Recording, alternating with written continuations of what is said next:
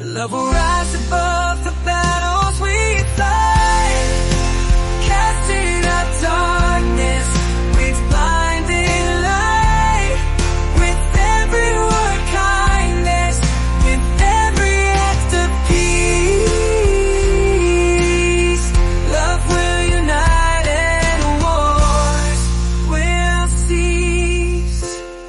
Welcome to the Living Well, Living Rich podcast, and thanks so much for joining us for another deep dive. Yeah, we have a really fantastic one for you today. We really do. And, to start off, I want you to think about how we usually treat a new book. You get it, you crack the spine, and you just flip right past that copyright notice. Oh, always. Right. You ignore the publisher's imprint, those little blocks of tiny text that basically look like a software terms of service agreement, and you jump straight into chapter 1. Yeah, we treat the front matter like it's like the literary equivalent of a waiting room. That is the perfect way to describe it. But, I mean, it is entirely by design, We are conditioned to believe that the actual value, the narrative, the information, the entertainment, that only starts where the story begins. Right, because historically the front matter is just legalities. Exactly. It's cataloging numbers, liability shields. It is infrastructure. It's not the art. Well, today we're looking at a text that completely shatters that assumption. Our source material for this deep dive isn't some sweeping historical analysis or, a dense scientific journal. No, it is actually the front pages of a children's paperback. Yes. A book from the year 2026 called The Traveler's Shadow, and we are unpacking the philosophy, the disclosures, and this deeply human origin story embedded right there in the front matter. It's published in the UK by Kokoshungsan Kids. Right, which is an imprint of a global digital publisher called Kokoshungsan Ltd. And for anyone looking it up, the ISBN is 978-180-761-1781. But we aren't actually here to dissect the plot of the novel itself. Right. We are looking at the blueprint of the house rather than, the furniture inside it. I like that. Because when you actually sit down and analyze the publisher's manifest and these really profound philosophical statements tucked into the front matter of this specific book, you find this incredibly unusual evolutionary story. You really do. So our mission today is to map out how the traditional, hyper-localized values of an old-world Taiwanese herbal pharmacy somehow transformed into a global, modern, digital publishing brand. A brand that openly utilizes artificial intelligence, no less. Yes, which is a massive leap. It's a huge leap. And exploring how they made that leap, it tells us so much about lifelong learning and how we might actually adapt our own traditional values to a really technology-driven future. Exactly. Because when you first look at this company, Kokoshungsan, they hit you immediately with this sweeping, honestly almost intimidating motto. Right there on the text, it says, knowledge changes destiny. Education changes the world. Yeah, that is a tremendously heavy premise to drop on a reader before they've even reached the table of contents. It really is. Usually when we hear phrases like education changes the world, we immediately picture these massive macro-level systems. Or for sure, you think of massive institutional overhauls. Right, decades of public policy reform. Or just, the pressure to acquire 3 different advanced degrees just to somehow remain competitive in the modern workforce. Which sounds completely exhausting. It does. It sounds like an absolute avalanche of obligation. But then you read into what they actually call the Kokoshungsan approach, and they completely flip that grandiosity on its head. They really do. They immediately pull back from the macro and focus almost entirely on the micro. Yeah. The text explicitly states their belief that learning should be simple, clear, and meaningful. They actually put in print, and I love this, learning does not need to be complicated. Which is such a remarkably subversive statement for an educational publisher to make in 2026. Truly. Because if we look at the broader context of how we consume information right now, we are perpetually in avalanche survival mode. Oh, absolutely. We are just bombarded by endless streams of conflicting data, algorithmic feeds, dense jargon. It creates an immense cognitive load. Yeah. Yes. The modern anxiety is basically this feeling that if you don't understand the entirety of a complex system, your knowledge is somehow worthless. It's funny, looking at their philosophy against that modern backdrop, it is the exact opposite of doom scrolling. Totally. They follow up that idea with a line that really anchors the whole concept for me. They say, small ideas, understood clearly, can create lasting change. Which is just brilliant. It's almost like compound interest. You know, you aren't trying to absorb an avalanche of data all at once. You're just making these tiny, consistent deposits of understanding that quietly build into something massive over time. Right, and that is the exact mechanism they're trying to institutionalize. It's cognitive digestion over raw consumption. Cognitive digestion, I love that phrasing. Yeah, like you don't need to swallow the ocean. You just need a single, pure glass of water. Wow. The text emphasizes that stories help us understand one another and imagine new possibilities.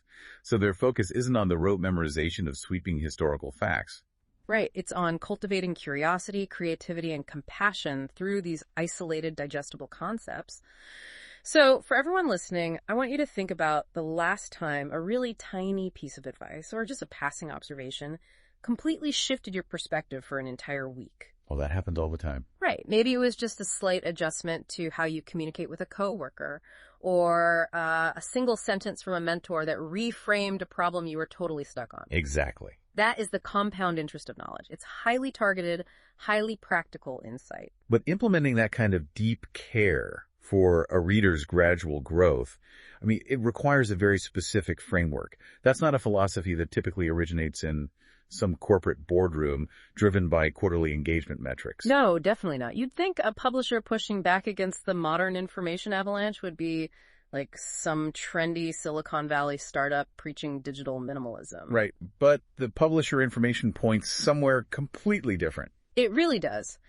When you dig into the company history embedded in this 2026 book, you find an origin story rooted in a family tradition halfway across the world. Yes. Specifically, the Yangsheng Herbal Pharmacy, which is a long-established herbal shop in Taiwan. The juxtaposition there is just striking. You have a digital publishing house operating out of the United Kingdom, explicitly born from the roots of a traditional Taiwanese herbal pharmacy. It's amazing. The text actually credits the founder's parents, Mr. Hu Shusan and Mrs. Peng Kaifeng. Right. It states that they embodied values of care, integrity, and a deep respect for learning. And it claims these exact values continue to guide the spirit of Kokoshungsan and the works it publishes today. And to really understand how that translates, we have to look at the actual mechanics of traditional herbalism. Okay, tell us about that. Well, a traditional herbal pharmacy is not a modern fast food pharmacy, where a transaction takes 30 seconds and you just grab a mass-produced blister pack off a shelf. Right, no drive-through windows. Exactly. Traditional herbalism is deeply rooted in holistic care and really careful observation. So it's highly individualized. The practitioner isn't just treating a symptom, right? They have to understand the specific constitution of the person standing right in front of them. Precisely. It requires a profound knowledge of natural properties and a careful, precise blending of different ingredients, roots, leaves, minerals. To create a remedy that works in harmony with the body over time. Yes. An herbalist doesn't overwhelm the biological system with an aggressive, singular intervention. They provide a measured, curated blend designed to support and gently correct the system. It's almost like they're treating the reader as a patient. That's a great way to look at it. Like they aren't trying to cure ignorance with a sledgehammer. By focusing on those small ideas, understood clearly, they are essentially dispensing educational remedies. Yes. They are carefully blending specific insights intended to illuminate minds and empower individuals for everyday life. It is the exact same operational ethos. It's just applied to cognitive health rather than physical health. Yeah. Okay, that sounds incredibly poetic, but let's be real for a second. We are talking about the year 2026 here. Fair point. The modern publishing industry is a digital meat grinder. It is notoriously brutal, it's algorithm-driven, and it relies heavily on instant gratification to capture fractured attention spans. It is incredibly tough. So how on earth does a slow, holistic, herbal pharmacy ethos survive, let alone function globally, when you are competing in that kind of hyper-accelerated landscape? See, that is the ultimate tension of this entire deep dive. Yeah. And the answer lies in the architect who basically built the bridge between these two worlds. Ah, the founder. Exactly. The founder and author, Dr. Xu Xinhou. She's the one overseeing this entire initiative. She is. And her background represents the perfect synthesis of these two seemingly incompatible worlds. How so? Well, she is deeply anchored by her family's tradition, the Yangsheng Herbal Pharmacy in Taiwan. But she isn't operating purely on nostalgia. She is a highly educated modern scholar who actually holds a PhD from the University of Bristol in the UK. Wow, so she isn't just preserving a memory of her parent shop, she is actively operationalizing those values of care and integrity into a very modern, very scalable framework. Exactly. She acts as the editorial filter. She oversees the development direction to ensure that no matter what formats they expand into, everything maintains that herbalists focus on clarity, safety, and meaningful growth. And their expansion into different formats is actually really extensive. The metadata in the source material proves this isn't some niche mom-and-pop print shop hand-binding paperback. Not at all. Kokoshungsan is a multifaceted global digital publisher. The Rights and Formats section for The Traveler's Shadow explicitly mentions availability in hardcover, EPB, PDF, audiobooks, interactive digital editions, and what they broadly term future media formats. They are entirely forward-looking. Right. They recognize that to distribute their small ideas globally, they have to utilize the most advanced distribution networks available. Right. But this is actually where I hit a wall with their whole philosophy. Yeah, because tucked right there in the legal notices, alongside the copyright protections, is a section titled AI-assisted creation disclosure. Ah, yes. This is undoubtedly the most critical friction point in the text. The disclosure states, and I'll just quote it here, "Some works published by Kokoshungsan Ltd. may be created with the assistance of artificial intelligence tools used for ideation, drafting, editing, translation support, illustration generation, or production workflows." Right. So if we are establishing that this company operates like an old world herbal pharmacy, focused on handcrafted care, holistic integrity, and slow, methodical growth, isn't heavily utilizing artificial intelligence for drafting and illustration a massive contradiction. I mean, it seems like it, right? Yeah. Isn't AI the absolute antithesis of that human touch? It is so easy to view it that way, especially given the context of the mid-2020s. Oh, the debate was everywhere. The integration of AI in creative fields during this era was incredibly fraught. The discourse was basically dominated by extremes. Right. You either banned it or you abused it. Exactly. Either publishers banned AI entirely out of a fear that it would strip the soul out of literature, or they utilized it aggressively and secretly. Passing off machine-generated content as entirely human to cut overhead costs. Yes. It was a chaotic landscape. Yeah. People were terrified of abdicating human thought to predictive algorithms. Which is why the next sentence in their disclosure is really the linchpin of their entire operation. Yes, read that part. They write, "All content is reviewed, curated, and approved by the author and publisher. The author and Kokoshungsan Ltd. Retain full creative responsibility and exclusive copyright ownership." So the key terms there are reviewed, curated, and approved. Exactly. If we bring back our herbal pharmacy mechanism, the artificial intelligence is not the pharmacist. Right. The AI is the mortar and pestle. Yeah. It is a highly efficient tool used to grind and process the raw ingredients. Oh, that makes so much sense. It can generate ideas, it can speed up the drafting process or format translations, but the tool does not possess wisdom. Right. The human is a practitioner writing the prescription. Precisely. Dr. Howe and her editorial team, they measure the dosage, they evaluate the blend, and they ensure the final product is safe, effective, and aligns with their core values. So they aren't surrendering the wheel to the machine. They're using the machine to scale the reach of their holistic mission. Exactly. And the fact that they explicitly disclose this process in the front matter is honestly a radical act of integrity. It really is. The publisher information states they are committed to accessible learning, media literacy, character education, and ethical participation in the modern world. Right. In 2026, hiding the use of AI would be a direct violation of that commitment. Because by putting it right there in the open, they are actively modeling what media literacy looks like. Yes, they are. They're showing the reader that you don't have to be afraid of emerging technologies, but you do have to be rigorously honest about how you engage with them. They are demonstrating that technological advancement does not necessitate the abandonment of traditional values. Quite the opposite, actually. I mean, Well, traditional values like care, integrity, and deep respect for human growth are precisely the guardrails you need to govern the use of something as powerful as AI. wow. Yeah. Without those human values acting as a filter, AI generation is just an avalanche of noise. But with them, It becomes a powerful amplifier for those small, clear ideas. It grounds the entire enterprise. Like, they have all the standard, aggressive legal protections you'd expect from a global publisher, reserving international translation rights, prohibiting unauthorized commercial resale. Right, the standard legal stuff. But perfectly balanced against that legalese are these deeply philosophical anchors. Statements like, education begins with curiosity and grows through learning. It makes the invisible infrastructure of publishing feel deeply intentional. It reminds us that behind the EPB files, behind the interactive editions and the AI-assisted illustrations, there is a distinct human intention. And that intention is purely to support the lifelong growth of the reader, one small idea at a time. So we started this deep dive by looking at the pages we usually skip. And what we found was a fascinating blueprint for adapting to the future without losing your soul. It's been such a journey. We traced their sweeping ambition that education changes the world down to the highly actionable Kokoshungsan approach of trusting in cognitive digestion and the compound interest of clear, simple ideas. And we saw how the mechanics of those small ideas were directly inherited from the Yongsheng herbal pharmacy.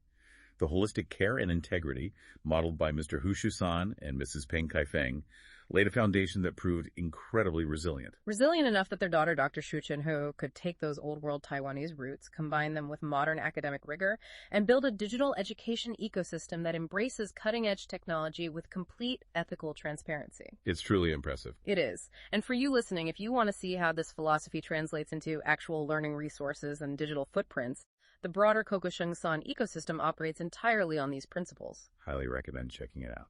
Definitely. It is a rare example of an organization successfully blending traditional understanding with modern perspectives. You can visit them at kokoshungsan.net or reach out via kokoshungsan@gmail.com to explore more of their ebooks and educational content. It is rare, and it offers a really compelling framework for all of us. For sure. As we close out this deep dive, I want you to consider the core traditions or the family history you were raised with. Even if those values seem entirely disconnected from the digital age, perhaps they are rooted in farming or craftsmanship or simply a specific way of treating your neighbors. How might those exact old world values be the necessary lens to navigate, govern, and ultimately humanize the rapidly accelerating technologies of tomorrow? That is such a powerful thought. Because if the slow, methodical philosophy born among medicinal roots and herbs in a traditional pharmacy can seamlessly guide the ethical use of artificial intelligence in a 2026 global publishing market, well, maybe our modern technological landscape isn't so unmanageable after all. Maybe the advanced machinery of the future just requires the steady, careful hand of the past to operate it properly. Thanks for listening, everyone. We'll catch you on the next deep dive.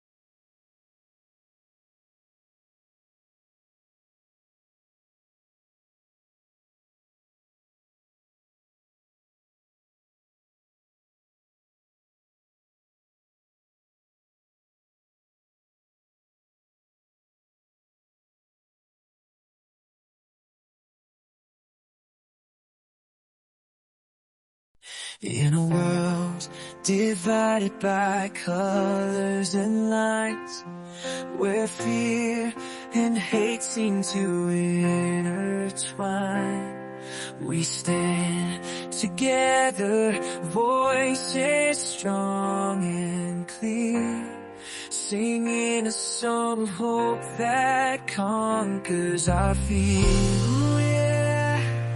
Love will rise above the battles we fight, casting out darkness with blinding light. With every word kindness, with every act of peace, love will unite and wars will cease. In the symphony of love, we find our voice, breaking down barriers, making a choice to embrace each other in harmony will sway, as love's gentle melody guides our way. So let our song resound from shore to shore, a constant unity forevermore. Hearts entwined, we'll march in peace, for love triumph is as we release. In a world divided by colors and lines, where fear and hate seem to intertwine, we stand together, voices strong and clear, singing a song of hope that conquers our fear. Oh yeah, all will rise above the battles we fight, casting out darkness with blinding light. With every word kindness, with every act of peace, love will unite and wars. Love will rise above the battles we fight, casting out darkness with blinding light. With every word kindness, with every act of peace, love will unite and wars. In the symphony of love, we find our.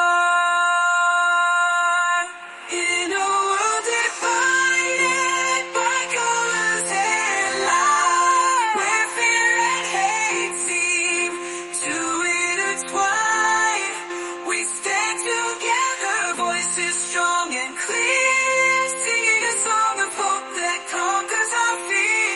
Ooh yeah, love will rise above the battles we fight, casting out darkness with a blinding light. With every word of kindness, with every act of love will unite and wars will cease.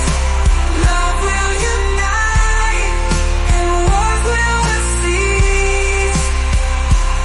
In the symphony of love we find our voice, breaking down barriers, making the choice to embrace each other in harmony will sway, as love's gentle melody guides our way.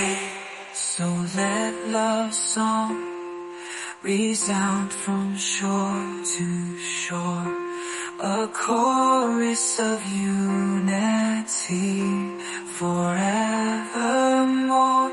With hearts entwined, we'll march in peace. Love will unite and wars will cease. Oh.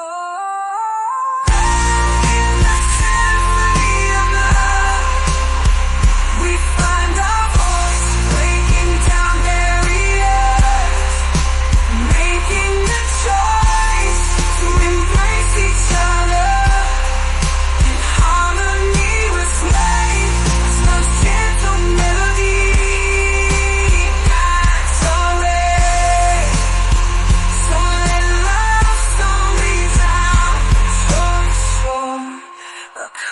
voice of unity, fluorescent white, we'll march in peace, for love's triumph is our sweet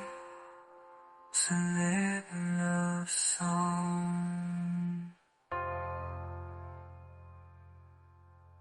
In the symphony of love, we find our voice, breaking down barriers, making a choice to embrace each other.